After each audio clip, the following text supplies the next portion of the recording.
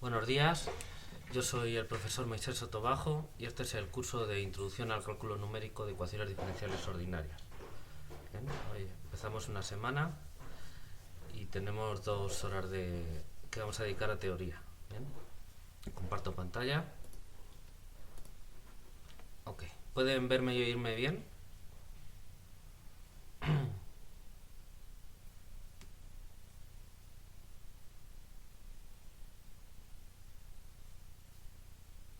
Ok, Angélica, ¿me oyes y me ves bien?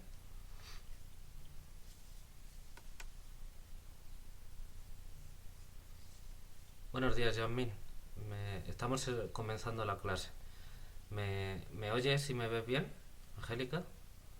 ¿Yasmin? Ok, vale. Bueno, pues vamos a comenzar. Entonces, lo que estábamos haciendo es, estábamos hablando de la función de incremento de un método, ¿bien? De un método numérico. Entonces, estábamos analizando qué ocurría con el método de Euler implícito. Ya vimos el método de Euler explícito, que era más sencillo simplemente por el hecho de ser explícito, ¿bien? Y por su sencillez propia. Pero al analizar el caso de Euler implícito, que uno podría pensar que también es bastante sencillo, ¿bien? Pero como vemos, la condición de ser implícito pues introduce algunas complicaciones que no son gran cosa, pero son complicaciones técnicas a la hora de estudiar la función de incremento. Entonces, como ha habido un fin de semana de por medio, vamos a recordar lo que estábamos haciendo y continuar, ¿bien? Entonces, lo primero que nos dimos cuenta es que al definir la función de incremento del método, pues uno tiene que considerar mejor el dominio, ¿bien? Entonces, de manera descuidada, ¿bien? Yo había puesto aquí que fijado un método numérico y de manera que se pueda poner en esta formulación estándar que estamos diciendo y fijado los datos de un problema de valores iniciales, en particular una función del lado derecho, ¿bien? Entonces la función de incremento es una función que denotamos phi sub f porque es para esa f, ¿bien? Y que salía de r kd más 2, ¿bien? Donde k mayúscula es el número de pasos del método y d es la dimensión del problema, ¿bien? Y llega a rd. Bueno, lo que pusimos es, lo que cambiamos es el dominio de la función de incremento, y es que fijándose aquí en las variables, bueno, realmente la t nada más va a vivir en el intervalo AB, que es donde nos interesa eh, el problema, donde está definido el problema. Las variables de los aproximantes, pues en principio las tomamos en RKD, ¿bien? Porque son K mayúscula vectores de RD, y sobre todo aquí lo que me interesa recalcar es que el H, el paso, ¿bien? No necesitamos que esté en todo R. De hecho, H tiene que ser positivo, pero ni siquiera necesitamos que esté en todo cero infinito, basta que esté en un intervalo a la derecha de cero, definido, porque tiene que ser positivo. Entonces estamos tomando un intervalo 0, h phi sub f, h, h sub phi f, perdón. ¿Bien? Entonces, lo que decimos aquí es que basta para analizar un método numérico que la función de incremento, o el método, digamos, esté definido para h suficientemente pequeño, ¿ok? En el caso, por ejemplo, del método Euler explícito, pues no había ningún problema en definirlo para cualquier h. Otra cosa es que te vaya mejor o peor, que la aproximación sea mejor o peor, pero pues el método estaba definido para todo h positivo, ¿bien? Pero bueno, en el caso de Euler implícito ya nos hemos dado cuenta de que quizá eso no tenga por qué ocurrir, ¿bien? Entonces lo que vimos es que al menos podíamos asegurar que el método estaba bien definido para un h suficientemente pequeño, ¿bien? Pero para h más grandes quizá no esté definido, no lo sabemos. Tampoco nos va a interesar demasiado porque en principio lo que uno quiere es mirar qué ocurre para h pequeños, ¿vale? ¿Sí se ve la diferencia? Quiero que entiendan esto bien.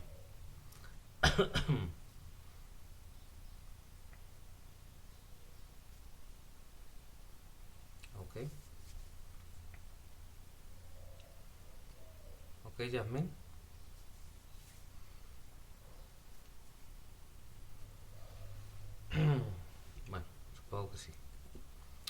¿bien? Entonces por la función de incremento tiene este dominio, llega a RD y tiene estas variables, ¿bien? ¿Y quién es h sub phi f? Bueno, pues es un cierto número, obviamente positivo, ¿bien? Que existe simplemente para decir que la función de incremento está definida en un rango de este tipo, ¿bien? Nada más. Bueno, y entonces, ¿cómo se define la función de incremento? Bueno, pues lo que tiene que ocurrir es que existan unos escalares, ¿bien?, tales que la recurrencia del método se puede escribir de esta manera. Entonces, recuerden, aquí tenemos una combinación lineal de los últimos aproximantes de elementos del aproximante, ¿bien?, desde u sub n hasta u sub n más k mayúscula. Entonces la idea es de aquí poder obtener u sub n más k mayúscula. Aquí tenemos h por la función de incremento. Entonces, si se puede reescribir de esta manera, que la estamos llamando la forma estándar, pues esto nos definiría la función de incremento. Entonces, aquí hicimos algunos comentarios. Entonces, lo que estamos aquí, hemos añadido uno que estamos diciendo eso, que esto es un subconjunto de RK de más 2, como estábamos poniendo, y entonces se asume que se tiene la función de incremento para h suficientemente pequeño. Bien, con eso nos basta. Bueno, aquí podría haber un tema de que si la unicidad y demás, aparte de los convenios que hicimos.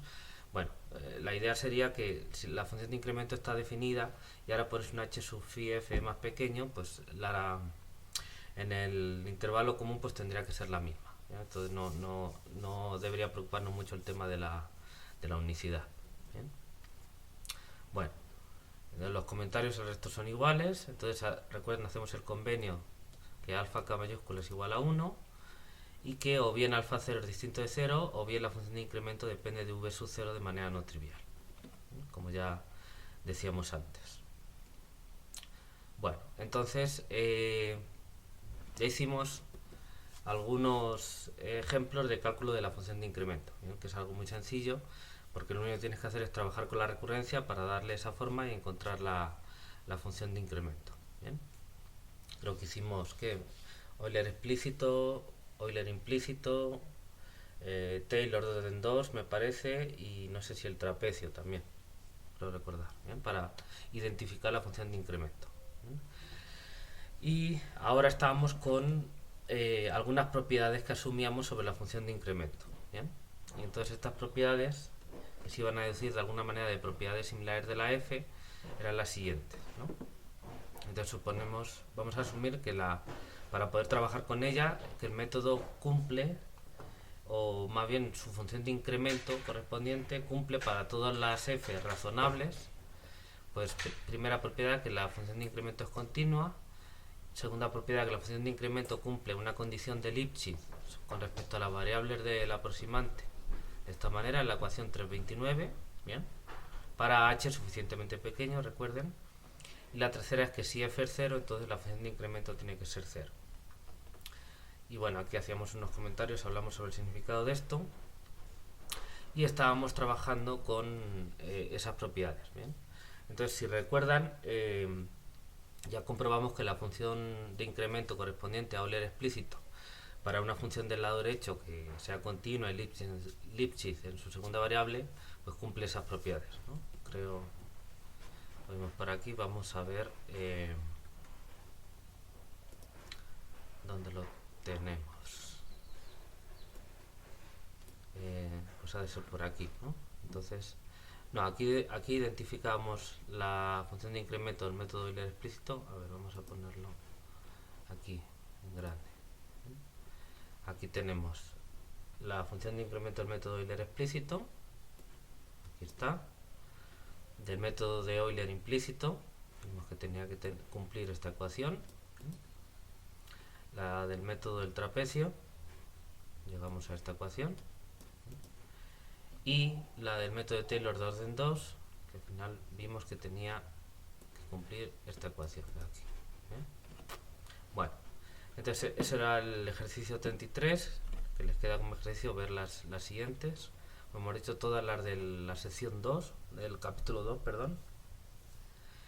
Y en el ejercicio 34 se pide comprobar las propiedades, ¿no? Entonces estamos checando estas tres propiedades, estas tres de aquí.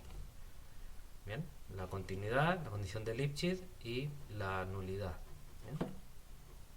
Y asumimos, bien, para trabajar estas tres propiedades, que f cumple estas dos propiedades, que es continua y que es Lipschitz con respecto a su segunda variable. Quiere decir esto de aquí. Bueno, entonces vimos que para el método Euler explícito está en la función de incremento y vimos que efectivamente cumplía esas tres propiedades. Bueno, y entonces continuábamos con el método Euler implícito. ¿Hasta aquí me siguen todo el recordatorio?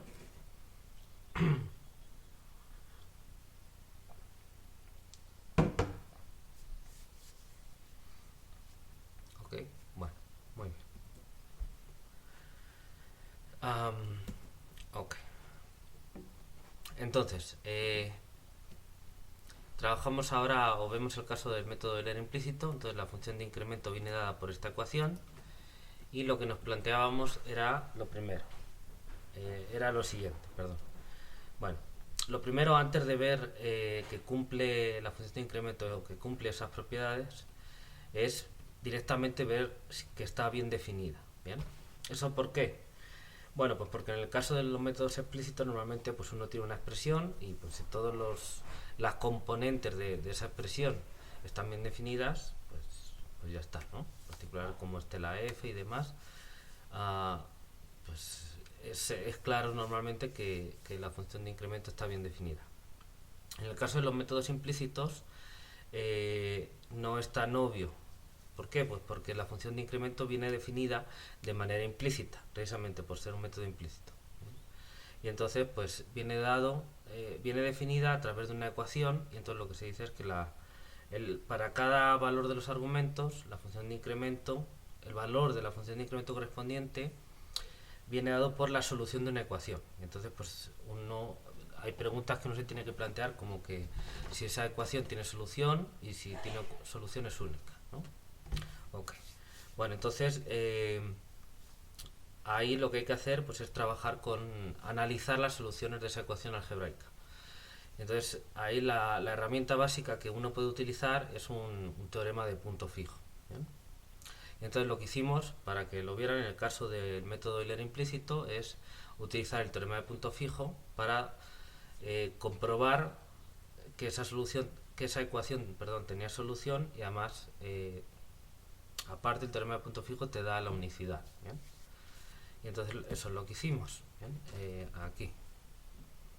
Entonces lo primero que vimos es ver si estaba definida. Entonces fijamos unos valores, bien, y aquí ya avisamos quizás suficientemente pequeño, entonces tratamos de ver si está bien definido este valor. ¿Bien? Les comentábamos que entonces tenía que tener esta ecuación solución, definíamos una función auxiliar para ello, de manera que si esta función tiene un punto fijo, eso equivale a que ese punto fijo es solución de la ecuación de arriba. ¿Bien? Y entonces de lo que se trataba era de aplicar un teorema de punto fijo a esa función que habíamos definido. ¿Bien? Y bueno, entonces aplicamos el teorema de la aplicación contractiva, ¿bien? Pero para ello pues había que verificar la condición de contractividad de esta función. Entonces, en estos cálculos, en los cuales utilizamos propiedades básicas, por ejemplo, de la norma NRD que uno esté utilizando, y las propiedades de la f, en particular la condición de Lipschitz de la f. ¿Bien? Y lo que obteníamos era que si h era suficientemente pequeño, efectivamente esta aplicación era contractiva y como consecuencia la función de incremento ahí estaba bien definida en ese punto. ¿Bien? Entonces lo que teníamos era eso, que para h suficientemente pequeño se tenía la función de incremento bien definida por esa ecuación. Entonces este valor, por ejemplo, es el que se puede tomar aquí 1 sobre L sub f. ¿Bien? Este valor es el que se puede tomar aquí en la definición de función de incremento, aquí, como este h sub phi f. ¿Bien? Si quieren aquí lo podemos escribir, aunque sea de un día anterior, no importa, lo vamos a modificar para que quede bien escrito. ¿Bien? Entonces aquí vamos a poner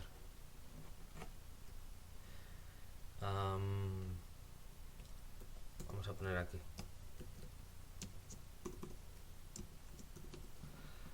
corcho ahora así podemos definir h sub phi f. Perdona, como ando cambiando de teclado, pues luego me acostumbra a uno y tengo que cambiar al otro. Obviamente este es un número positivo.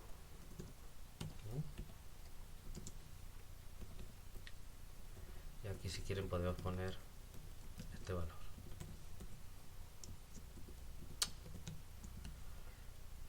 Obviamente h también tiene que ser positivo. Entonces aquí está. Entonces, si aquí hemos visto que podemos definir h sub phi f como 1 sobre L sub f, que es positivo porque L sub f es positiva. Y entonces, si h está entre 0 y h sub phi f, pues la función de incremento está bien definida. ¿Bien? ¿Ok?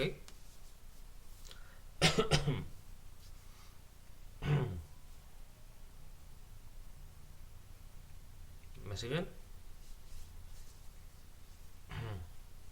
Vale. Bueno, y entonces ahora sí, ya sabemos que está bien, tenemos condiciones suficientes para asegurar que la función de incremento está bien definida, para h suficientemente pequeño. Ahora sí podemos, al menos en ese dominio, es decir, para h menor que 1 sobre L sub f, que es la constante de Lipschitz de la f, tiene caso que analicemos las otras propiedades. ¿Bien? Entonces, lo que estábamos haciendo el otro día era analizar la continuidad. Vamos a recordar. Entonces, aquí comprobamos la continuidad de phi sub f para el método Euler implícito. ¿Bien?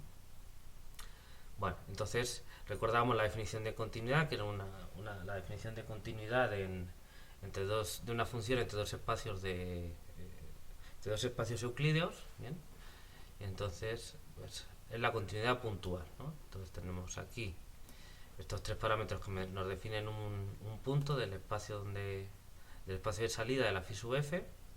Bien, y entonces la función phi sub f es continua en este punto si para todo epsilon existe un delta, tal que si tenemos otro conjunto de parámetros, ¿no?, que dan un valor en el conjunto de salida cumpliendo esto de aquí, bien, es decir que su norma es menor que delta, en definitiva, solo que aquí esta norma lo que quiere decir en ese espacio de salida pues es esto de aquí, donde esta es la norma NRD que estamos escogiendo. Pues entonces se tiene esto de aquí. La diferencia de los valores de la función de incremento en esas dos ternas de puntos es menor que epsilon. Bien, y entonces una vez claro esto, pues utilizamos la condición de Lipschitz de la f, las propiedades de las normas, para llegar a una cierta desigualdad. Ahora este término, puesto que es una ecuación implícita, nos volvió a aparecer aquí términos con la phi sub f. Bien, y entonces utilizamos ciertos argumentos para estimar estos otros términos que nos aparecían por aquí y esto que nos iba a hacer falta después. ¿Bien? Y entonces ese término de aquí, el segundo, ¿bien?, sumábamos y restábamos un término mixto y utilizamos las propiedades que habíamos visto anteriormente y otras básicas para estimar ese término. Y ahora sí nos aparecía este término aquí, esta norma de aquí de las diferencias de la phi sub f, que es el mismo que tenemos al principio. ¿Bien? Entonces al final lo pasábamos a la izquierda y reescribíamos lo que teníamos. ¿Bien? Entonces ahora sí tenemos que lo de la phi sub f lo hemos pasado al otro lado. ¿Bien? A ver qué estamos haciendo aquí. Aquí todavía no lo hemos pasado al otro lado. Aquí ya sí lo hemos pasado al otro lado, por eso nos aparece este término de aquí. ¿Bien? Aquí nos aparece la diferencia de la phi sub f, y entonces aquí ya nos aparecen constantes por delta. ¿Bien? Y entonces queríamos que eso fuera menor o igual que epsilon. ¿Bien? Bueno, primero este punto es importante. Tenemos que asegurar que esta constante fuera positiva para poder pasar al otro lado dividiendo, y eso nos daba una condición sobre el tamaño de h. ¿Bien? Y ya con eso pues lo pasamos al otro lado, pedíamos que esto fuera menor o igual que epsilon, y entonces ya obteníamos una relación entre epsilon y delta, que aquí se puede hacer explícita, completamente explícita, ¿bien? Y entonces con eso ya teníamos la continuidad bajo esta condición, que h sea menor que 1 sobre 2LF. Entonces, para asegurar que la función de incremento estuviera bien definida, teníamos que tener que h fuera más pequeño que este valor de aquí, 1 sobre L sub f.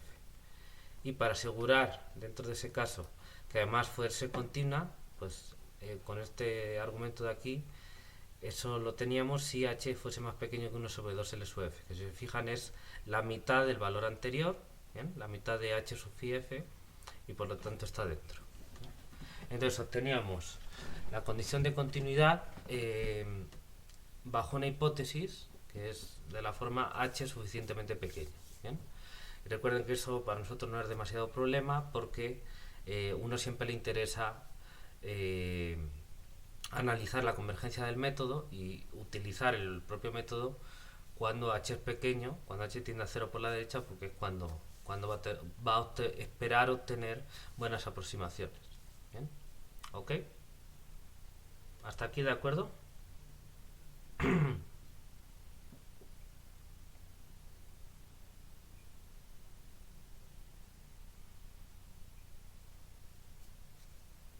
Ok, Yasmín, Angélica.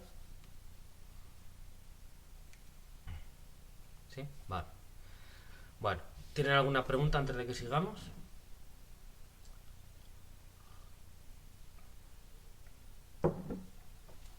Todo bien. Ok. Bueno, vamos a continuar viendo las propiedades de la función de incremento del método Euler implícito. ¿Bien? Entonces, vamos a recordarlas. Ya hemos visto esta de aquí. Ahora hay que ver la condición de Lipschitz. ¿Bien? Entonces hay que ver que se cumple una desigualdad de este tipo. ¿Ok? Para este caso. Como tenemos k mayúscula igual a 1, pues solo tenemos un v0 y un w0. ¿Bien? Bueno, pues entonces vamos a... esto lo puedo copiar. Bien. Vamos a poner el día de hoy, que es martes 23. Ok. Sí. Muy bien. Vamos a ver ahora que se cumple la condición IF2. Es decir, una condición de tipo Lipschitz en la variable, porque eso lo tenemos en la variable del aproximante. ¿Okay? Bueno, entonces lo que buscamos es una desigualdad de este tipo. Entonces vamos a fijar, recuerden, el t y el h no se mueven. Entonces vamos a suponer t perteneciente a b, bien, y hay que buscar h, claro, no va a ser aquí un h suficientemente pequeño. Entonces vamos a suponer h, vamos con cuidado. Primero, t perteneciente a AB, bien. Ahora fijamos un V0 y un W0 en RD. Necesitamos dos.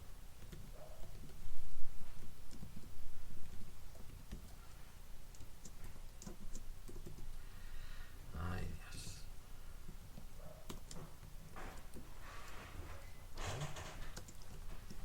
Y H, bueno, obviamente H tiene que ser positivo. Ay, sí, aquí. Pues es que se me movió. Aquí. Y un H, pues en principio es suficientemente pequeño. Si quieren, para que esté bien definido H, podemos suponer con los cálculos que hicimos anteriormente, pues que h es positivo y menor que h sub phi f, que recordamos era igual a 1 sobre L sub f, donde L sub f es la constante de Lipschitz de la f que suponemos que existe. Bien, y entonces hay que ver que la diferencia entre las dos variables de las dos evaluaciones de la phi sub f en norma es menor o igual que una cierta constante que llamamos L sub phi f por esta suma, que en este caso como k es igual a 1, pues lo único que tengo es la norma de v0 por w0. ¿Ok? ¿Vale? ¿Sí me siguen?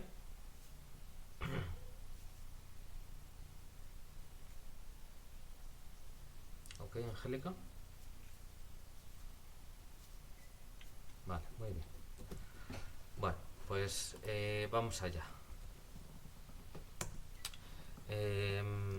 Seguro que hay que aplicar la condición de Lipschitz de la f.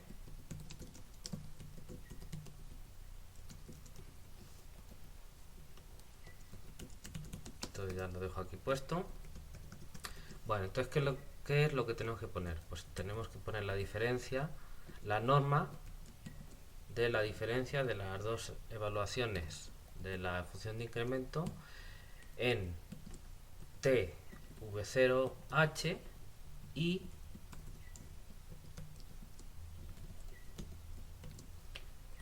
t w0h.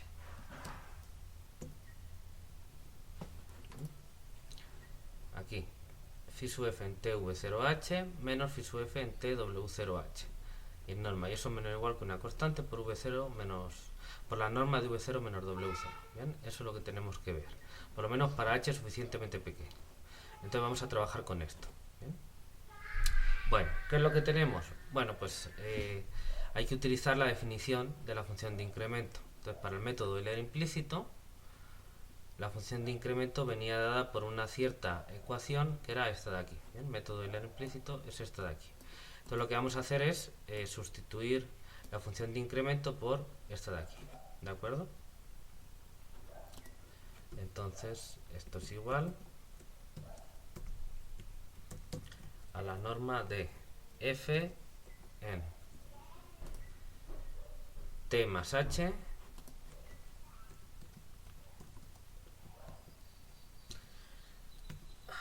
más h, v0 más h phi sub f, otra vez, ¿no? v sub 0 más h por la phi sub f, otra vez en el mismo punto, ¿no? Recuerden, es en tv0h, tv0h, entonces es en el mismo punto. tv0h menos, entonces ahora es lo mismo, pero cambiando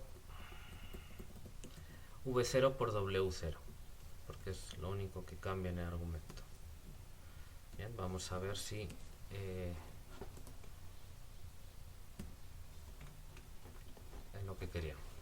T más h, v0 más h por phi sub f en tv0h menos f en t más h, w0 más h phi sub f en tw0h.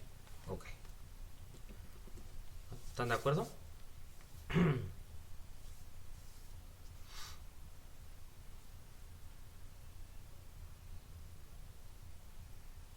Ok. Yasmín, Angélica. Vale, muy bien. Pues continuamos. Bueno, ¿qué hacemos aquí? Bueno, pues aplicamos, como ya se imaginarán, la constante de Lipschitz, perdón, la condición de Lipschitz de la f. Entonces vamos a hacer esto. Aquí voy a poner, no sé si poniendo esto se modifica el tamaño. No se modificó, pero bueno, así queda bien. Pero en este tampoco. Entonces lo que voy a hacer es forzarlo con este comando para que se vea mejor. Ok. Y este de aquí pues también.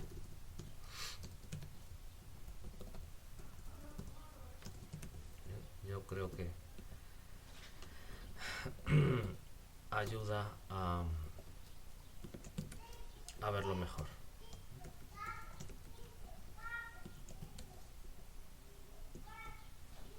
Ok.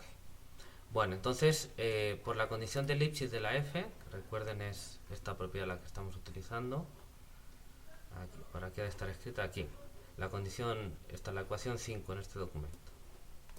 ¿Bien? Entonces, la diferencia en norma de dos evaluaciones de la f, bien, donde el primer argumento es el mismo y solo cambia el segundo argumento, ¿okay?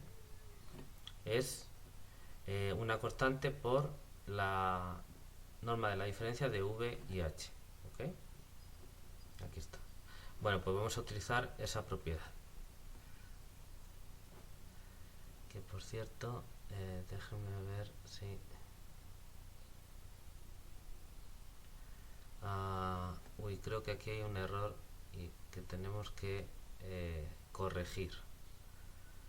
Híjole. Bueno, vamos a acabar esto y luego lo vemos. ¿Bien?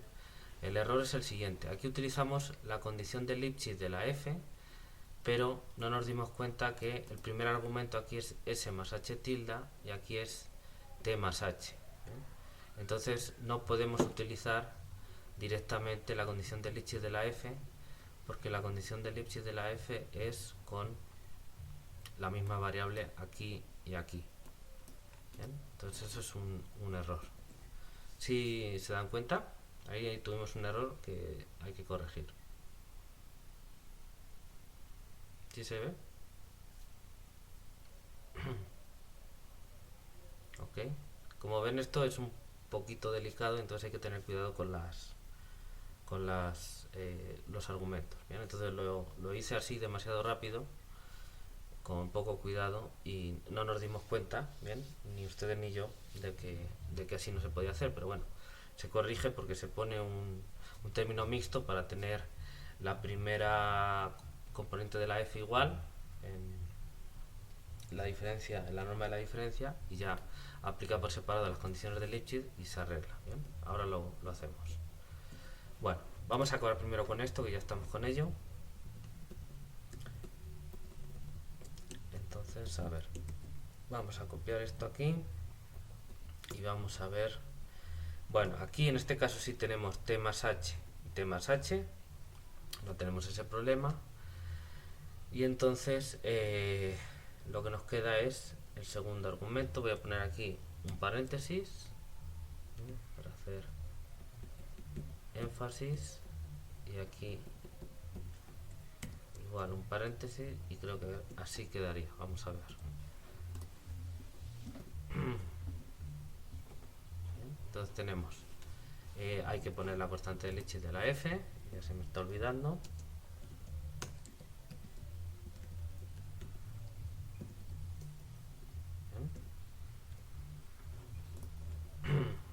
Efectivamente tenemos aquí v0 más h phi sub f de t v0h, los paréntesis también, menos w0 más h phi sub f de t w0h. Y ahora hacemos lo de siempre, ¿no? Este v0 lo ponemos con este w0 y este h phi sub f con este h phi sub f. Tienen argumentos distintos. El h se puede sacar factor común y se puede sacar de la norma.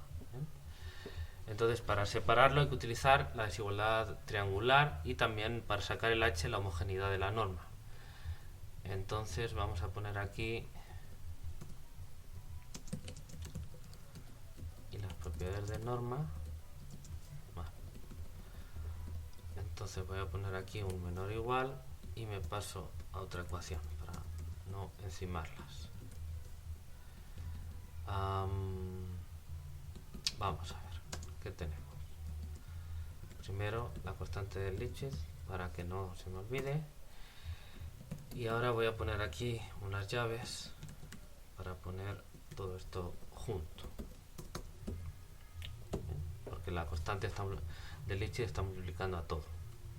Entonces, en primer lugar me aparece la norma de V0 menos W0, y por otro lado me aparece el H, que como es positivo no necesito el valor absoluto, y aquí aparece la norma de las dos evaluaciones de la función de incremento.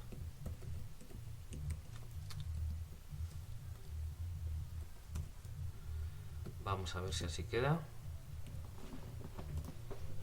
Bien, entonces, ¿ven? Este V0 menos W0 lo junto, y este H phi sub f con este H de phi sub f están restando, y aplico la desigualdad triangular para separar este de aquí y por otro lado este de aquí, y el H lo saqué fuera.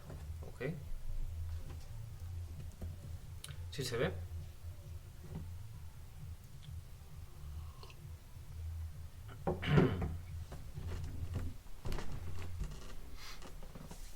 ¿Ok? Vale. Bueno, ahora, si se fijan, aquí nos ha aparecido este término de aquí, que es el mismo que este de aquí.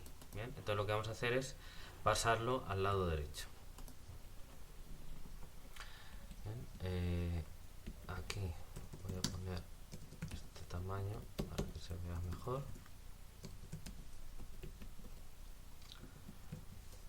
Bueno, pasando el último término al lado izquierdo, ¿bien?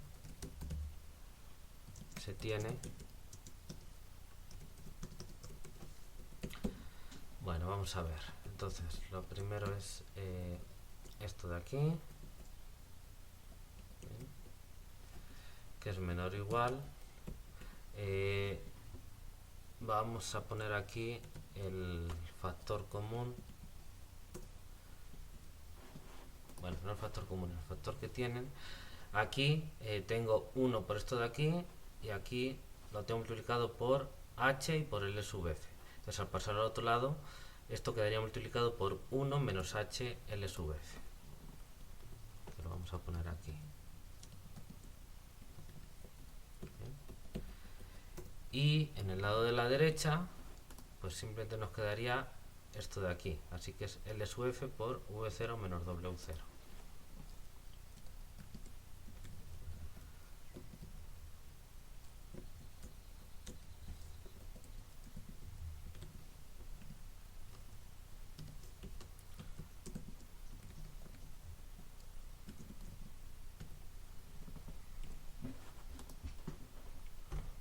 Bien, entonces este término pasa aquí como menos h por L sub f. Con este de aquí junto pues tenemos esto, y aquí lo único que nos queda es este de aquí, ¿no? Multiplicado por L sub f. Entonces ya tenemos esto aquí. Entonces si se fijan, ya casi tenemos lo que queremos, porque tenemos por un lado, en el lado izquierdo, la norma de la diferencia de los valores de la función de incremento, y en el lado derecho una constante por la norma de V0 menos W0, que es lo que queremos, ¿vale? Lo único que hace falta pasar es esa constante al otro lado y ya está. ¿Ok? ¿Se ve?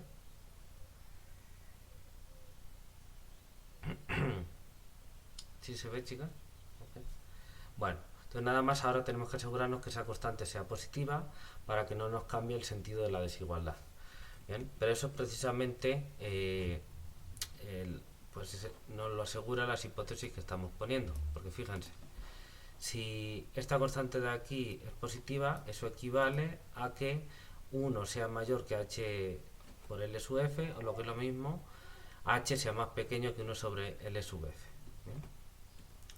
Entonces, ya está. Puesto que h es más pequeño, estamos suponiendo eso, que 1 sobre L sub f, ¿bien? Se tiene que 1 menos h L sub f es positivo. Por lo que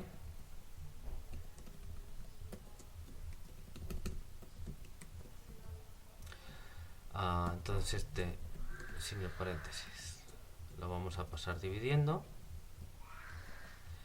y aquí vamos a hacer una notación de división y ponemos esto de aquí y ya lo tenemos. Bien, pasamos esto dividiendo y ya está.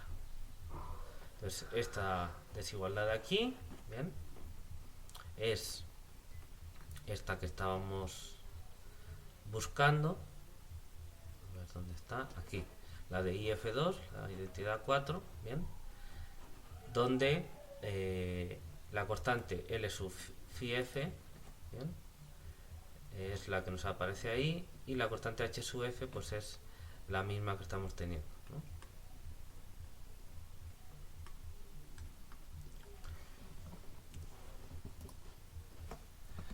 Entonces,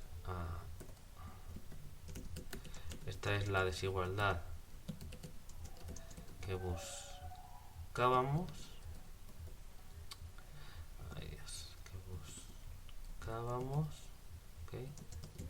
Con, entonces vamos a poner aquí L sub phi f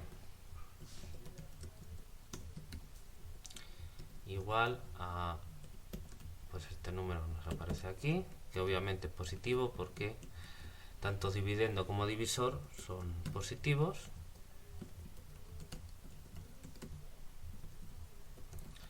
Y si quieren, H sub f igual pues al número que teníamos, ¿no? Que era el mismo que habíamos denotado como H sub phi f, que también es positivo.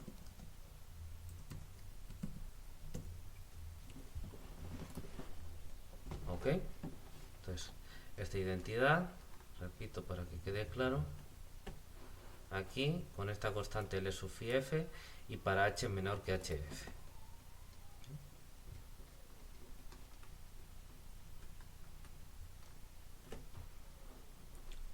Aquí está. L sub f sobre 1 menos h L sub f, esto es positivo porque L sub f es positivo, y bajo esta hipótesis 1 menos h L sub f también es positivo. ¿Bien? Así que esta es la propiedad IF2 para el método de Euler implícito. ¿Sí se ve?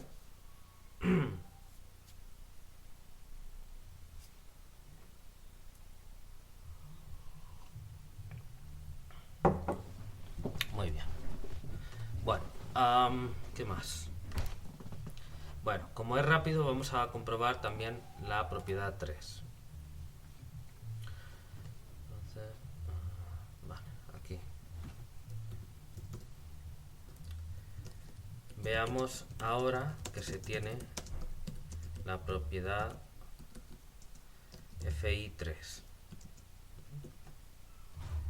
Que por cierto, FI aquí puse IF, no es IF, es FI, ¿no? De función de incremento.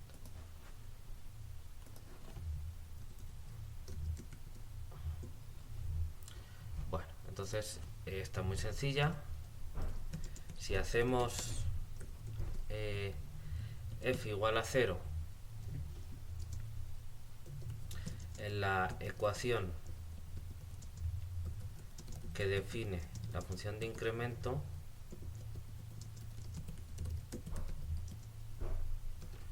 que es esta de aquí, para el método de Euler implícito, a ver dónde está, aquí. Para el método de Euler implícito la función de incremento es esta de aquí. Entonces si hacemos que f sea trivial, pues entonces aquí dentro podemos tener lo que queramos, pero si f es trivial, esto es 0. Entonces es claro que la función de incremento también es 0. ¿Sí se ve? Trivialmente, no hace falta hacer nada, porque bueno, pues habría que ver qué pasa con la ecuación, pero si f es 0, pues directamente me queda que f es 0. No hay nada que comprobar, no hay ninguna cuenta que hacer. ¿Sí se ve?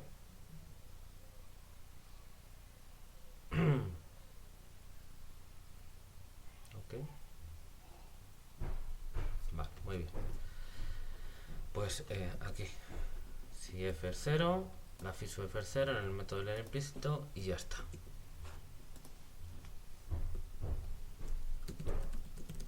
Claramente se tiene tiene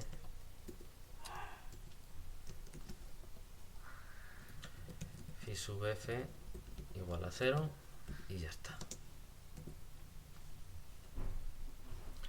Bueno, pues ya está. Ya hemos comprobado entonces la condición 3 y la condición 2 para el método de Euler implícito. Si se fijan, pues hay que hacer distintos cálculos, pero básicamente son las mismas herramientas utilizadas una y otra vez, quizá de manera distinta y demás. Uno tiene que acostumbrarse a ver cuándo las utiliza, pero es eso. Entonces, en ese sentido no pienso que esto sea muy complicado. ¿Sí se ve? Ok.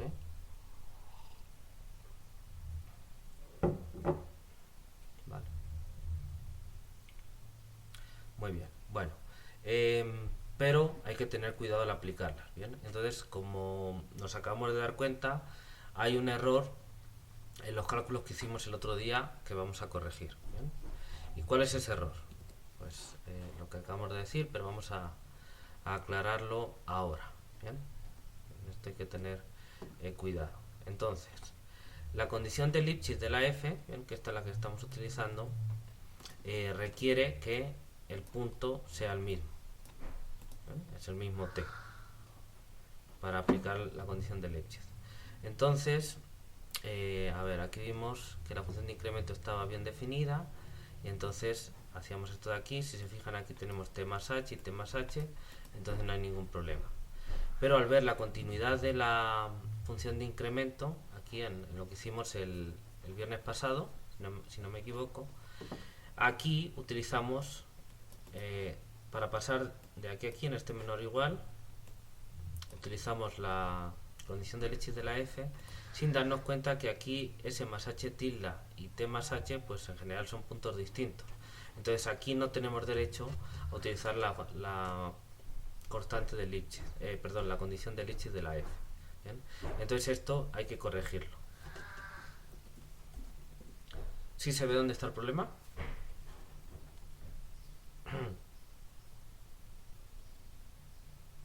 ¿Se ve por qué el paso que hicimos es ilegal, es incorrecto?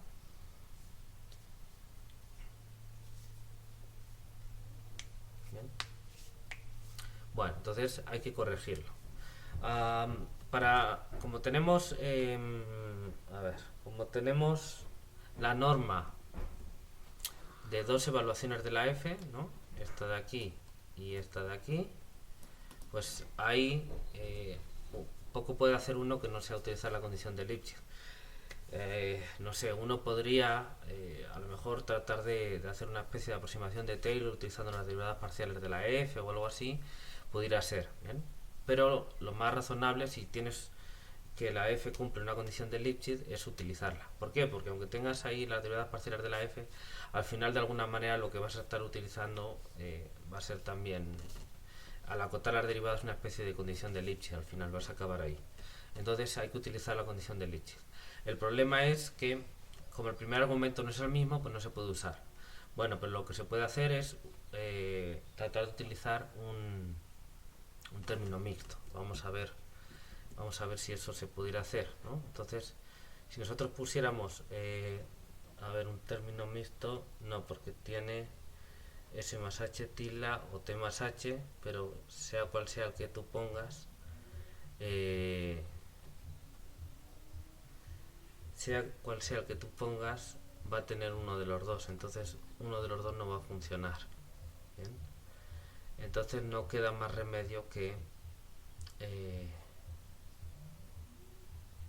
hacer una aproximación.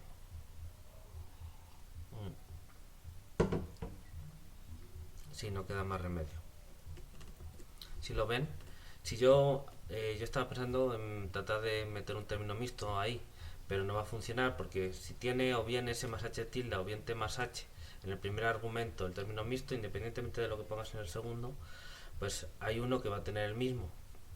Uno de los dos sumandos, dos diferencias que te queden, pues una de ellas va a tener el mismo, pero la otra no. ¿Bien? Entonces no lo puedes cambiar. Entonces ahí la estrategia de utilizar el término mixto no funciona. ¿Sí se ve?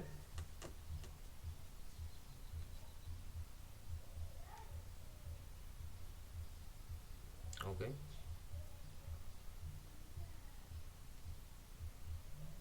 ¿Sí se ve, Angélica? Que ahí no funcionaría. Ok. Entonces, pues sí, efectivamente va a haber que utilizar para estimar esas diferencias de la f, pues una expresión de Taylor. Entonces vamos a desarrollar eh, por Taylor, ¿bien? Alrededor del punto, pues el punto que estamos fijando, ¿no? Porque es lo que queremos aquí. Lo que queremos es ver la continuidad alrededor de este punto, ¿bien? Este de aquí. Entonces, pues tenemos aquí otro punto, se puede ver como una especie de perturbación de S, ¿bien? Y entonces, pues vamos a desarrollar por Taylor en F a partir de aquí, ¿bien? Bueno, para no andar modificando mucho eso, lo que voy a hacer es, voy a empezar a escribirlo otra vez. Entonces voy a dejar eso como está. El argumento es erróneo, pero vamos a corregirlo ahora, ¿bien? Entonces, para no andar cambiándoles, en el apartado de hoy vamos a empezar a escribirlo, ¿ok? Entonces estamos en el viernes 19, página 19. Entonces estamos aquí. Esto. ¿Bien? Vale. Bueno, esto de aquí, lo primero lo podemos copiar. Fijamos epsilon aquí, hasta ahí. Y la primera ecuación nos sirve. Y a partir de ahí hay que reescribir. Bueno.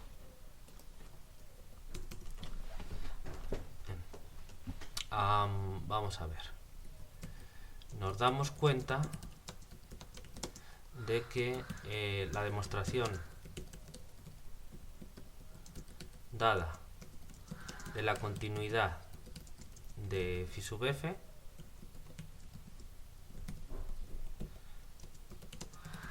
es incorrecta, ya que se está utilizando mal la condición de Lipschitz de f. Bien. Vamos a poner aquí entre paréntesis el primer argumento debe ser el mismo. Bien, vamos a corregir la prueba dando una correcta, ¿ok? Y entonces escribimos eso otra vez. Bueno, vamos a ver, esto es lo de hoy. Entonces hasta aquí habíamos llegado y ahora empezamos aquí, ¿no? Nos damos cuenta de que la demostración dada de la continuidad de phi sub f es incorrecta, ya que se está utilizando mal la condición de Lipschitz de f. El primer argumento debe ser el mismo. Vamos a corregir la prueba dando una correcta.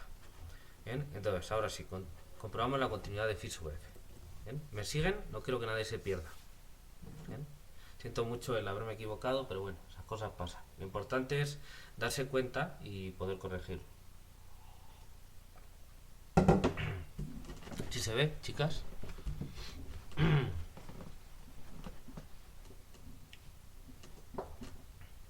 Ok, Yasmin. ¿Sí me sigues? Vale, pues seguimos. Bueno, entonces el principio es igual, fijamos un punto tv0h en el cual vamos a comprobar la continuidad de la función de incremento. Bien, para h es suficientemente pequeño, ¿no? Eso ya lo sabemos. Entonces, para todo epsilon hay que ver que existe un delta, tal que si agarramos otro punto que cumple esto de aquí, que es 8, entonces se tiene esto de aquí. Uy, este 8 lo voy a modificar aquí, para evitar duplicidades voy a ponerle un 2, porque si no tendría la misma etiqueta dos veces y luego se puede hacer bolas el programa. Entonces mejor así. ¿Bien? Aunque sea la misma ecuación repetida, pero bueno. Entonces fijamos un epsilon, vale. Entonces ahora aquí vamos a corregir esto.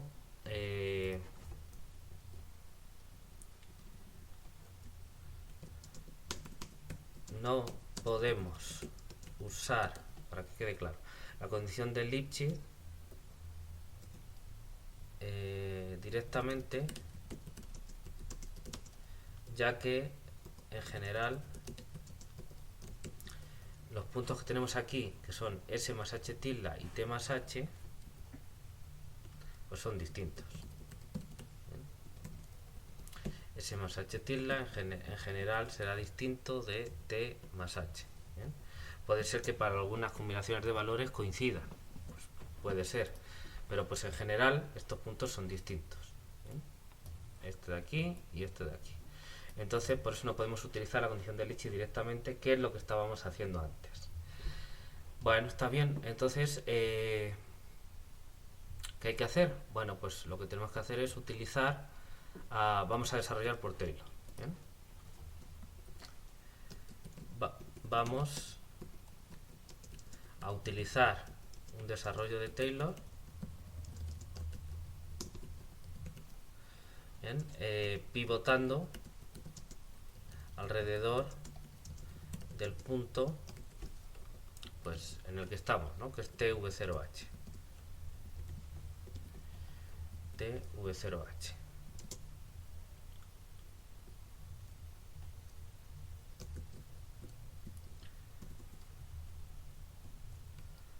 A ver si me sale. Así. Haciendo esto y usando las propiedades de las normas tenemos, bueno, vamos a ver cómo continuamos.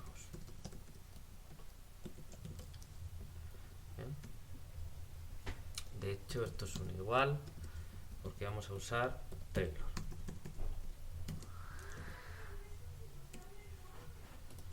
Ok, entonces vamos a modificar esto de aquí. Entonces vamos a recordar el teorema de Taylor. Para estar todos, estará por aquí. Bien.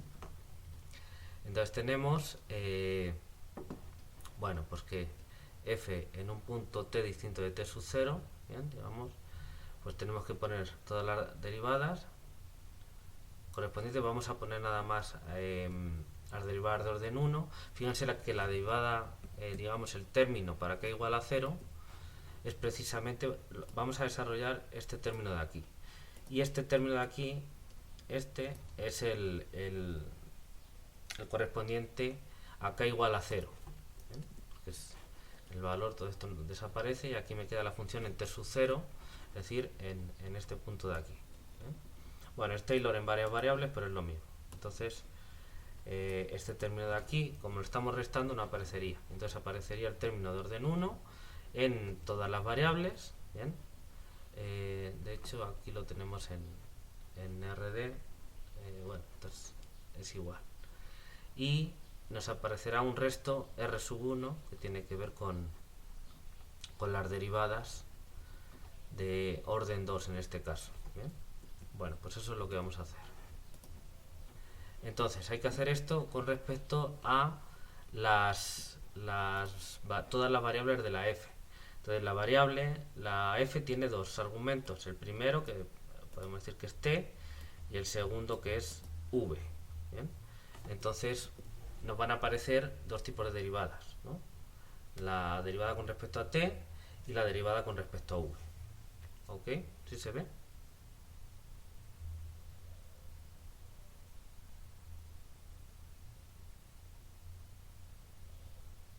¿Vale? Muy bien. Aquí no. Aquí. Entonces, vamos a ver. Todo esto está dentro de una norma. Y vamos a ponerle aquí que se adapte al tamaño del argumento. Entonces, ¿qué nos aparece aquí? Bueno, la derivada parcial de f con respecto a la primera variable, ¿no? O sea, con respecto a t, ¿bien? Evaluado en el punto sobre el cual pivotamos, ¿no? Siempre estas derivadas aparecen en el punto sobre el cual pivotamos. Y el punto sobre el cual pivotamos para la f es este, t más h, coma, v sub 0, más h por phi sub f en tv0h. tv0h. Y esto hay que multiplicarlo. Bien, esta det, puse det en lugar de del. Aquí.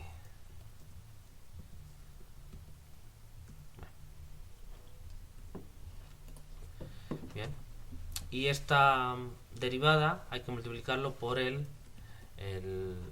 monomio correspondiente, pero de las... Esto es un Taylor de varias variables, entonces por la variable que estamos con la cual estamos derivando, ¿no? El incremento. Entonces con respecto a la t, entonces tenemos en el punto s más h tilde y aquí tenemos t más h, ¿vale?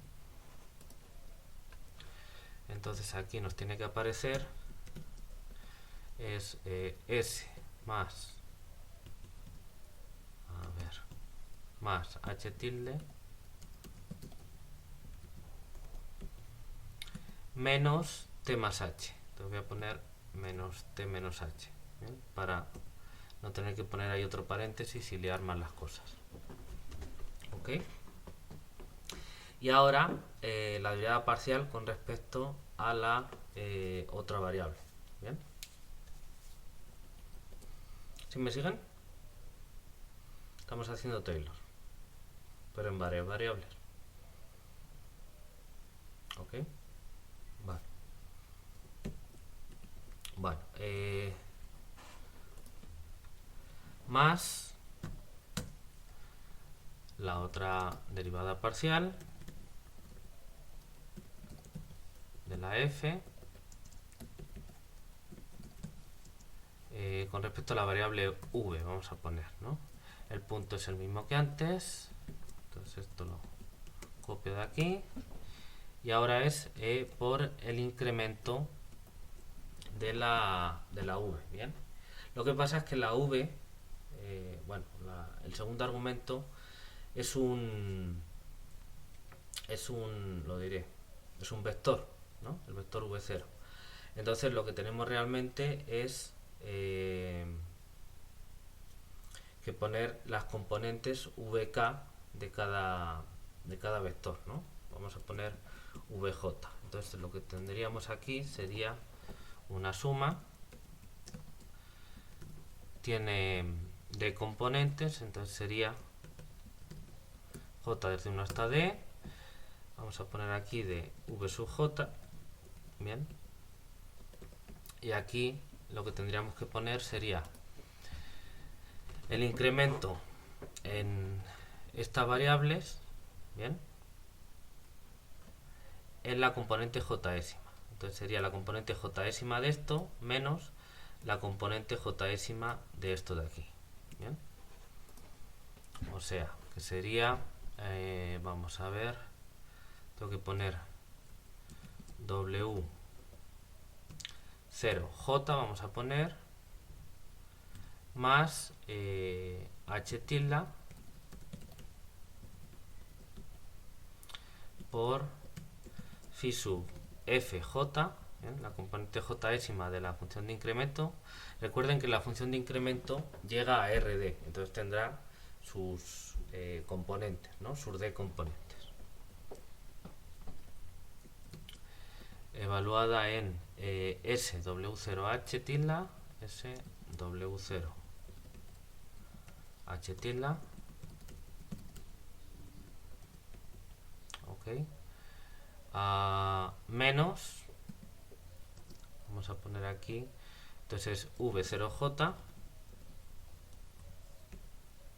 y menos otra vez H y phi sub FJ en T, a ver, en T V sub 0 H. Ok, vamos a ver si esto es correcto. Es correcto, pero no cabe todo en un renglón. Bien, uy, aquí. Entonces lo que vamos a hacer es pasarlo a otra ecuación. Vamos a ver más. Vamos a ver si me deja hacer esto así. con el left y el right me va a dar problemas. Entonces lo que voy a hacer es cambiarle y ponerle otra cosa. A ver si con este funciona. Bien. Necesitaríamos uno más grande. No sé si con este S. Con otra G aquí funciona.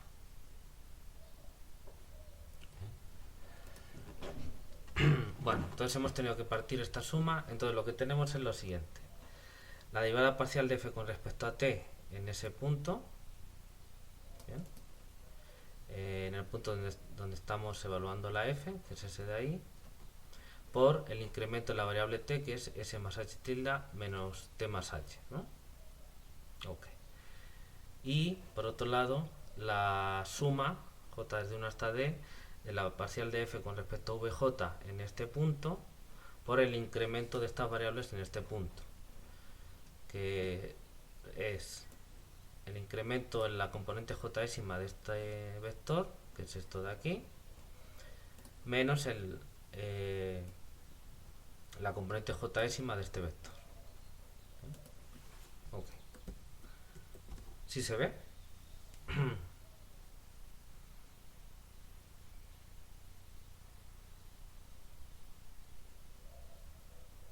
¿Sí se ve, chicas?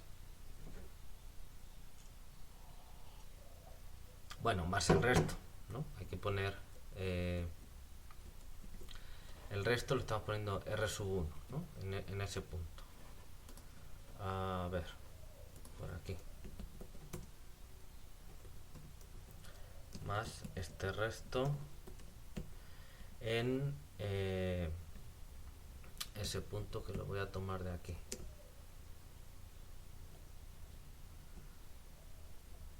A ver, debería ser todo esto. Vamos a ver si así queda. Bien. A ver, voy a separarlo una vez más.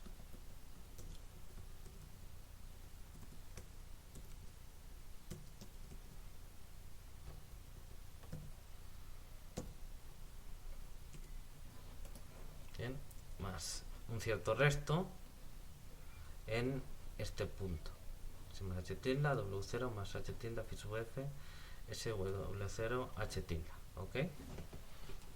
Bueno, ok. Bueno, ahora lo que podemos hacer es... vamos a ver cómo podemos operar esto. Bueno, este término de aquí, que se tiene como una suma, se puede poner como el producto escalar de dos vectores en RD, ¿bien? Que sería el vector que forma las derivadas parciales de f con respecto a las variables vj, lo que sería una especie de vector gradiente de la f, pero solo con respecto a las variables vj, sin la t, ¿bien? En este punto, por este vector de aquí. Entonces vamos a reescribirlo de esa manera, ¿bien? Entonces se escribe como un producto escalar y vamos a utilizar la desigualdad de Cauchy-Schwarz para obtener la norma de esta diferencia. Y pues lo que vamos a tener que hacer es utilizar estimaciones de las derivadas, ¿bien? Y el resto vamos a tener aquí el delta y el bueno, de hecho tenemos aquí las derivadas en esos puntos, entonces pues ya está, ¿bien?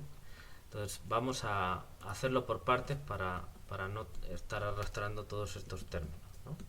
Entonces estimamos cada uno de los términos, ay, corcho, de los términos por separado.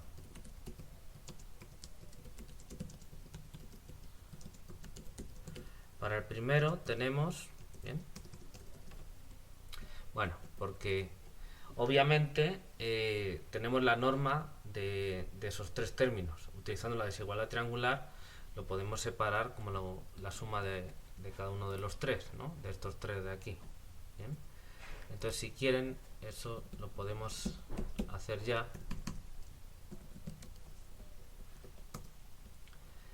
Para que quede claro. Entonces, empezamos aquí. Aquí están los tres términos. ¿Bien? Vamos a ver. Entonces, aquí tenemos el primero. Entonces vamos a poner esto así. Aquí tenemos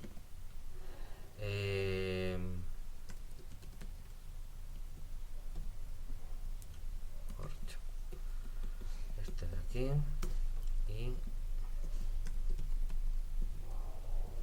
este de aquí, y aquí tenemos esto.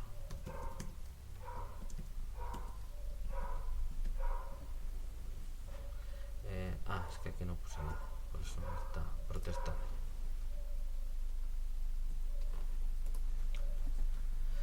Bien, entonces utilizando la desigualdad triangular, bien, estamos utilizando la desigualdad triangular aquí, tenemos separado como la suma de estos tres términos. Bien, este de aquí, si quieren, ya lo podemos reescribir como bueno, ahorita lo hacemos para no liar. ¿Bien? Porque no quiero que se pierda nadie. ¿Hasta aquí me siguen?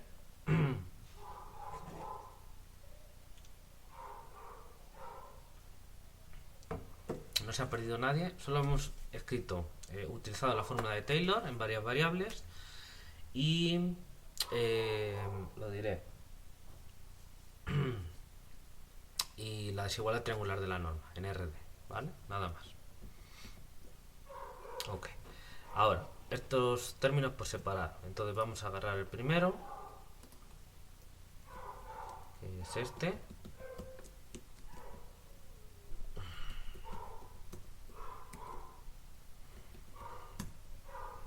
Bien.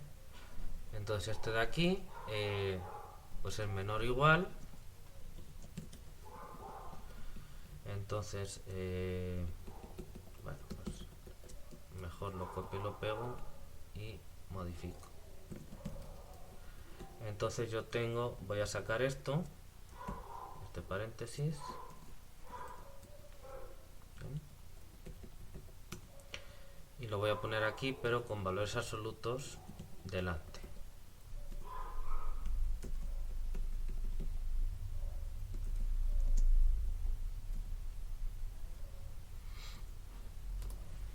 Bien.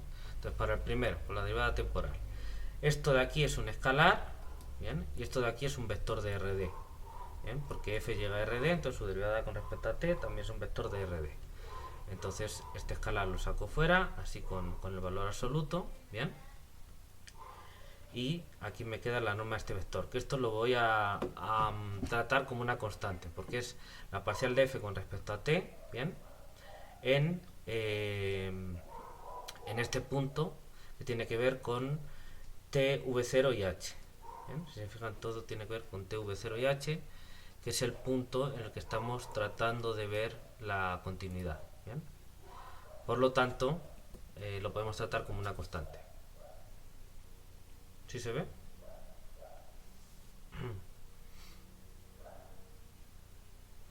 ¿Okay? Bueno, muy bien.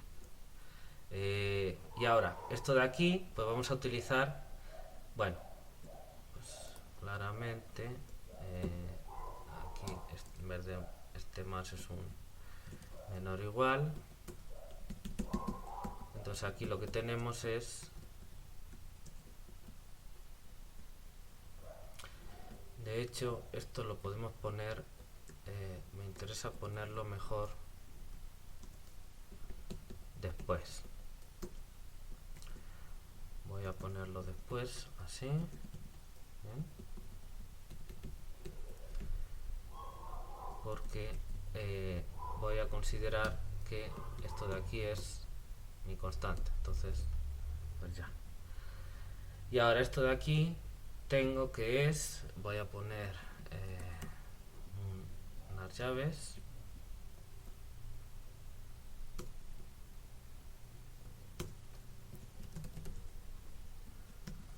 Bien. Y aquí voy a poner, voy a separar esto como s menos t más h tilde menos h, simplemente. Ahí lo puedo poner juntito.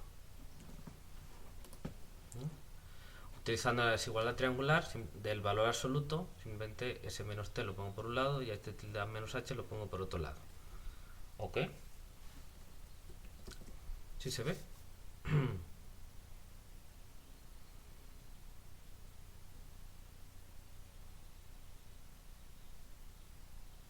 ¿Vale? La desigualdad triangular del valor absoluto. ¿Bien? Siempre esto es no negativo porque es una norma y esto de aquí pues es menos igual que esto más esto. ¿Bien? Y ahora utilizo algo que escribí por aquí. Bien, es vamos a copiar esto. Lo tengo por aquí, entonces me interesa algo de este tipo, ¿no? Y de ahí vamos a sacar el delta.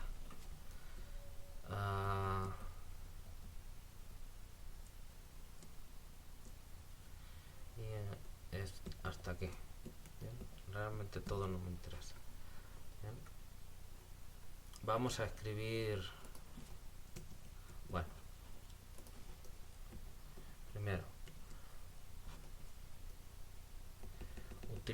voy a escribir, utilizando la hipótesis de continuidad, tenemos que, bueno, a ver, esta seguramente me haga falta así, a ver, esta es h tilde y s menos t también, ¿vale? Entonces voy a copiar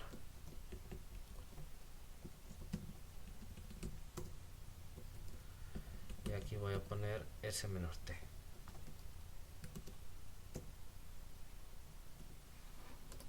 Bien. Entonces yo tengo, a ver aquí, ¿dónde estamos? Vale, aquí.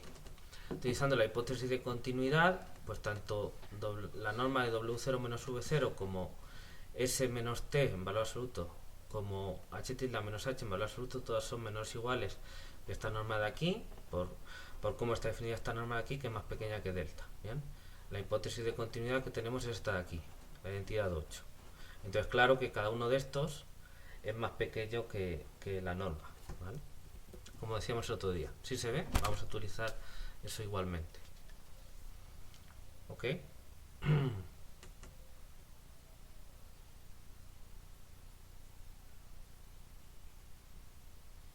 ¿Correcto? Vale. Pues entonces, si cada uno de estos es más pequeño que delta, pues yo tengo valor absoluto de s menos t más pequeño que delta y h tilde menos h más pequeño que delta, pues 2 delta, y esto de aquí es una constante que es la parcial de f con respecto a t en este punto, pero eso es fijo. Entonces pues ya tenemos la estimación que queríamos.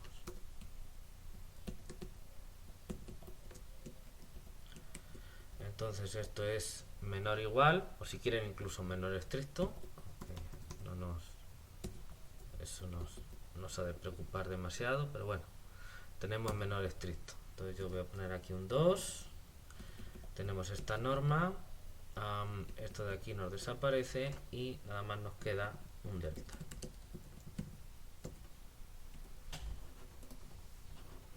Bien, esto es más pequeño que delta, esto es más pequeño que delta, así que todo esto es más pequeño que 2, esta norma, que considero una constante por delta. ¿Visto? ¿Vale? Ok.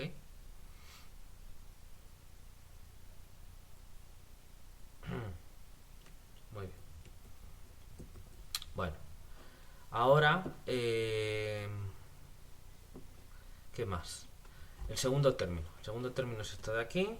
Vamos a recuperarlo. Esto de aquí. Si no estoy mal es este.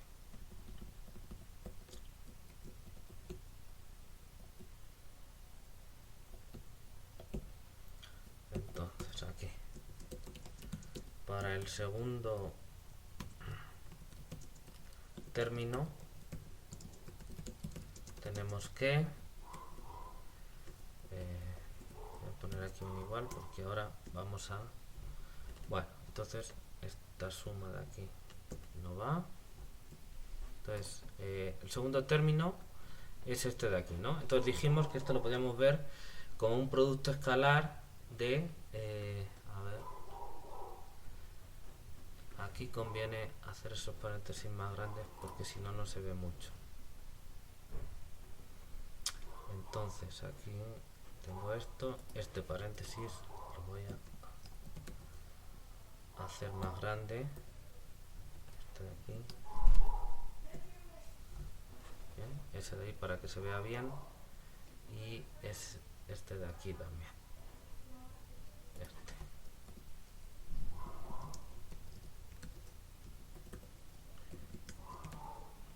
Vale. Ok, no, aquí no acaba, acaba aquí.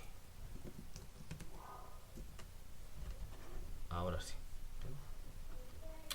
Vale, entonces este de aquí, que es el mismo, le voy a escribir lo mismo, le voy a hacer más grande.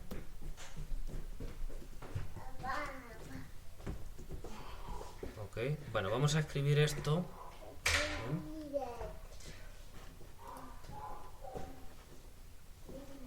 Vamos a ver, tenemos aquí, hay que tener cuidado. Entonces,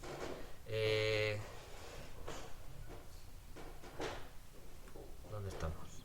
Aquí.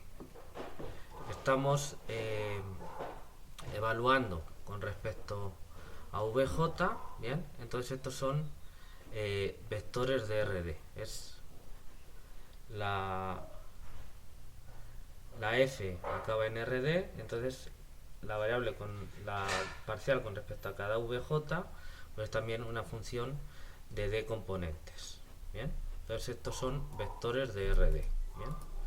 Y esto de aquí lo que tenemos son escalares, ¿vale? Son escalares, son las componentes jésímas de cada uno de estos de aquí.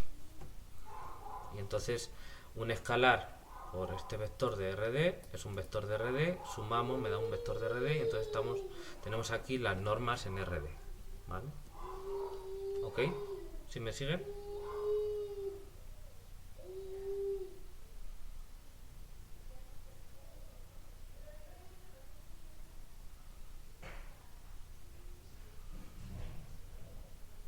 ¿Sí me sigue, Jasmine?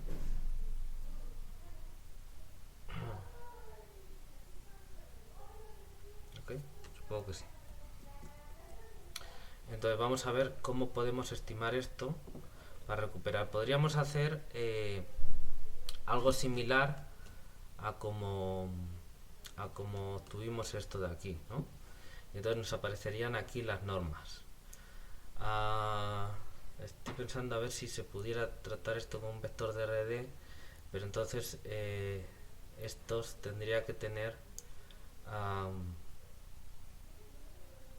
realmente lo que tendría sería aplicaciones lineales, tendría como una matriz, digamos, una especie de matriz jacobiana de la f con respecto a las variables de vj, ¿bien? Entonces para no complicarlo lo voy a hacer por separado, ¿bien? Entonces lo primero que vamos a hacer es utilizar la desigualdad triangular para separar las sumas y vamos a poner aquí normas y aquí valores absolutos. Entonces esto es menor o igual y vamos a utilizar la desigualdad triangular, ¿bien? Y la homogeneidad para sacar eso de ahí. Entonces, y lo vamos a dejar a la derecha. Entonces la suma sale fuera, bien, y este paréntesis lo vamos a sacar fuera de las normas también.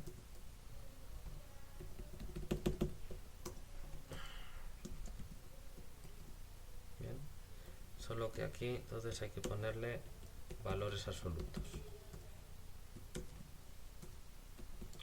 Así, vamos a ponerlo. Y aquí hay que ponerle un menor o igual.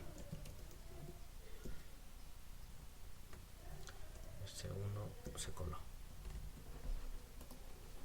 Ok, entonces desigualdad triangular, sale la suma fuera y entonces tenemos la norma de esto y por la homogeneidad de la norma sale esto de aquí fuera. ¿Bien? Ahora, aplicamos la desigualdad, esto igual, pues son constantes, las derivadas parciales de la f, pero es en este punto fijo, ¿bien? En este punto que hemos fijado, mejor dicho, para que quede claro. Y esto de aquí, pues vamos a juntar el W0J con el V0J, ¿bien? Y el H tilde con el H, ¿bien? Vamos a ver cómo estimamos eso de ahí. Entonces,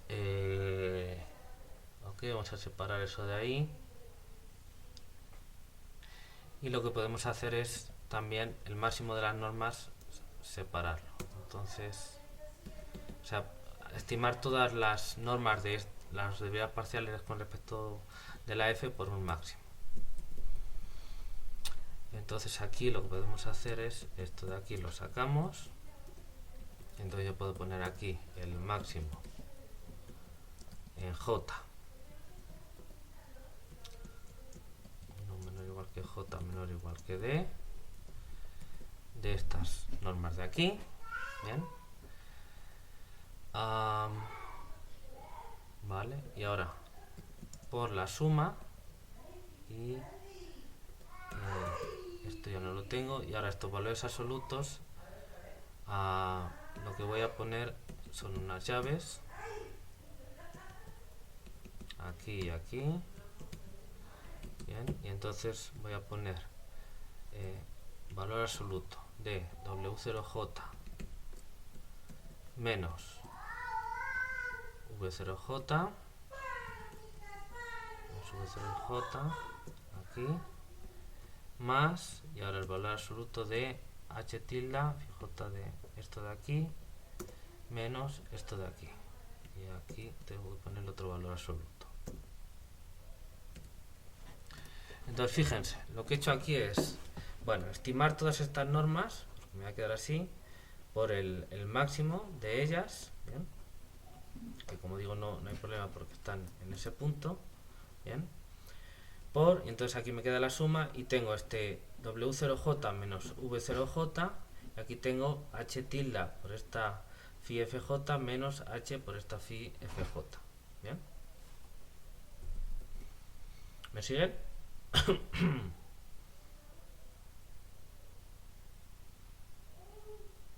Ok, va. Bueno, ahora cada una de estas es obviamente menor que esto de aquí, que delta, ¿bien? Y de hecho, pues estos sumadas es la norma 1, ¿bien? Pero bueno, para no complicarnos vamos a poner que eso es simplemente d veces más pequeño que d veces delta, ¿bien? Y ahora, esto de aquí, tenemos la phi FJ, lo que pasa es que la tenemos en estos dos puntos distintos, ¿bien? Y además, bueno, eso no es problema porque tendríamos algo similar a esto de aquí, pero la cosa es que tenemos un H tilde y un H. Entonces, como vimos, eso se podía hacer ahí sí intercalando un término mixto. ¿Ven? Si se acuerdan, teníamos esto de aquí. ¿Lo ven? Entonces hay que hacer algo similar a esto, para lo cual hay que utilizar una estimación de este tipo, como hacíamos aquí, ¿bien?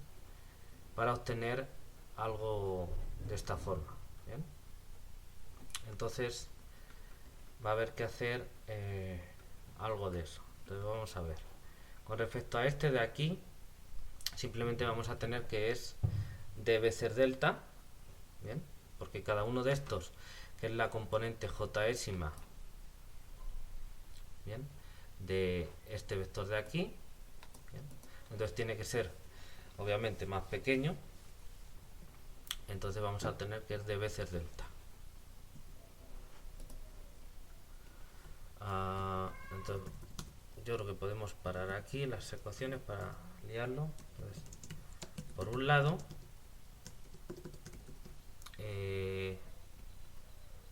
la suma, ¿dónde está aquí? La suma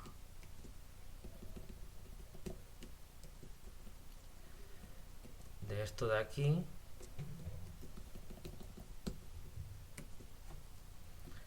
es menor o igual que d veces, siendo bastante conservador, depende de la norma RD que tengamos, pero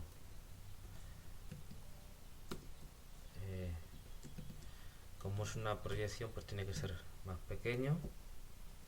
Y entonces esto es más pequeño que d veces delta.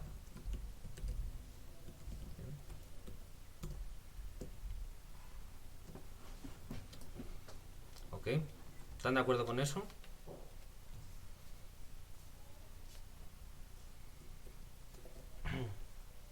¿Vale? Bueno, y por otro lado, hay que estimar este término de aquí, para lo cual hace falta, como decía, hacer, puesto que el h tilde y el h son distintos, ¿bien? En general son distintos, hay que hacer algo similar a lo que se hacía aquí, a lo que hicimos el otro día aquí, ¿bien? Solo que con las componentes jésimas, pero al final es lo mismo. Pues esa es la página 20, vamos a ver si podemos dejar esto hecho. De hecho necesitamos esto de antes.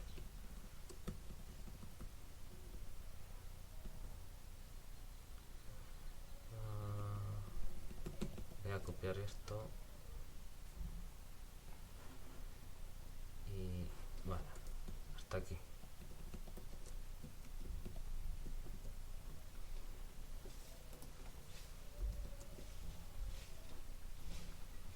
Bueno,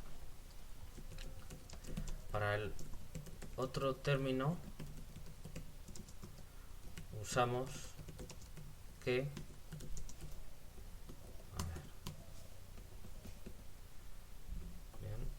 a ver para ver cómo queda.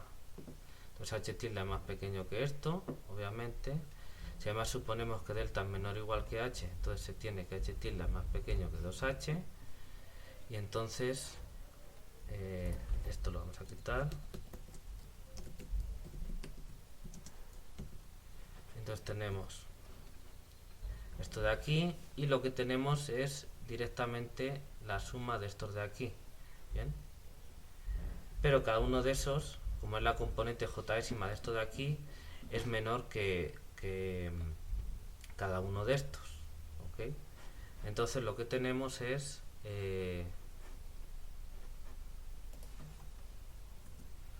luego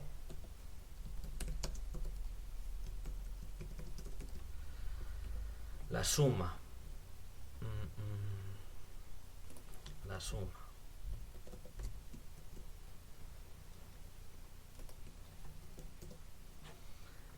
de estos de aquí, okay, es menor o igual que d veces este de aquí, ha de ser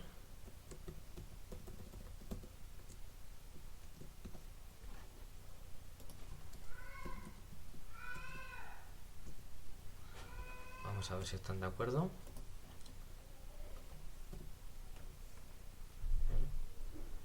Con esos argumentos que hacíamos el otro día, no, ya no lo repito, se tiene que esto de aquí, metiendo un término mixto y demás, es más pequeño que esto de aquí.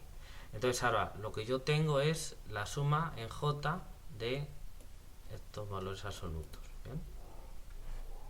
Que son las componentes jésimas de esto que tenemos aquí. Entonces esto es menor o igual que poner d veces, para no repetir esto de aquí, ¿bien? Y eso hemos dicho que es más pequeño que esto que aparece aquí. Entonces nada más lo copio.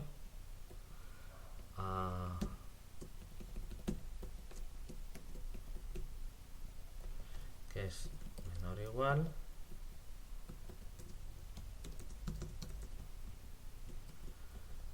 esto de aquí, y nada más tengo que poner un d por aquí, un d aquí y un d también por aquí.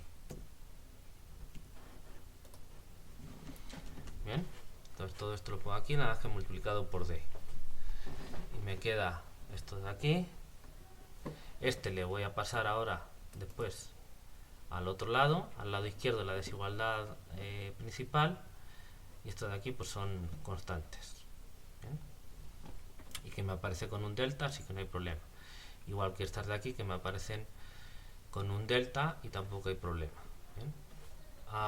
Bueno, por desgracia nos dieron ya las 10, entonces si quieren terminamos esto el jueves. ¿Vale? Si se entendieron los pasos.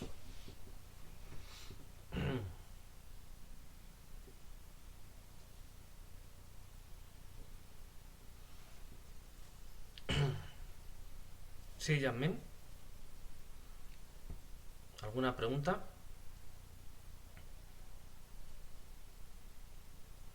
Bueno, como ven, todas las herramientas son elementales, pero la prueba puede ser un poquito enrevesada por los argumentos que hay que andar utilizando y las cuentas que hay que hacer, quizá un poco la anotación que es un poco pesada porque hay muchos argumentos, etcétera, pero todas las técnicas son elementales. ¿Bien? Además hay que tener cuidado pues en no equivocarse, ¿no? Como siempre, en no despistarse. Bueno, pues aunque nos estemos alargando con esto, yo creo que es interesante para que vean cómo se puede hacer y el jueves lo terminamos, ¿de acuerdo? Bueno, cuídense mucho y nos vemos el jueves.